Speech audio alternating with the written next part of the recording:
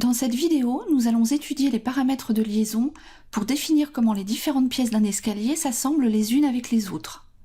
Nous allons en particulier regarder les paramètres de liaison entre les marches et les limons. L'ensemble de l'escalier est ici sélectionné et nous avons dans la fenêtre des propriétés à droite la fonctionnalité paramètres des liaisons. Cliquons dessus et sélectionnons liaison marche-limon. Comme l'ensemble de l'escalier est sélectionné, nous modifions les liaisons pour l'ensemble de l'escalier. Si je sélectionne une marche, que je clique de nouveau sur liaison, je vais pouvoir travailler uniquement sur les liaisons des marches avec les éléments adjacents. Revenons sur l'escalier.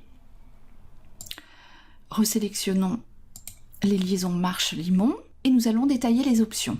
Vous avez ici l'option mode qui est positionnée par défaut sur pénétration, c'est-à-dire que la marche s'insère dans le limon. Je peux ici déterminer la profondeur de pénétration de la marche. Elle est de 15 mm. Je vais passer par exemple à 30 mm. Et vous voyez que la marche s'insère plus profondément dans le limon. Je vais revenir à 15 mm. L'autre option est le retrait. Il est à 15 mm. La même dimension que pour la contre-marche. La marche vient en fait en retrait de 15 mm par rapport à la contre-marche, c'est-à-dire qu'en fait la marche vient affleurer le limon. En règle générale, on est plutôt en mode pénétration. Vous avez la possibilité de déterminer des épaulements. Si je mets par exemple ici 70 mm pour l'épaulement avant-arrière et 10 mm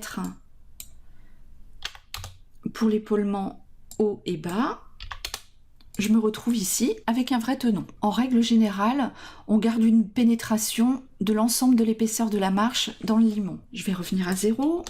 Vous pouvez aussi modifier la contre-marche. En principe, elle s'insère dans le limon de la même profondeur que la marche, mais vous pouvez tout à fait modifier la dimension si vous le souhaitez. On peut par exemple ici passer à 30 mm et on voit donc que la contre-marche s'insère plus profondément dans le limon. Les dimensions standards de pénétration varient en règle générale de 12 à 20 mm.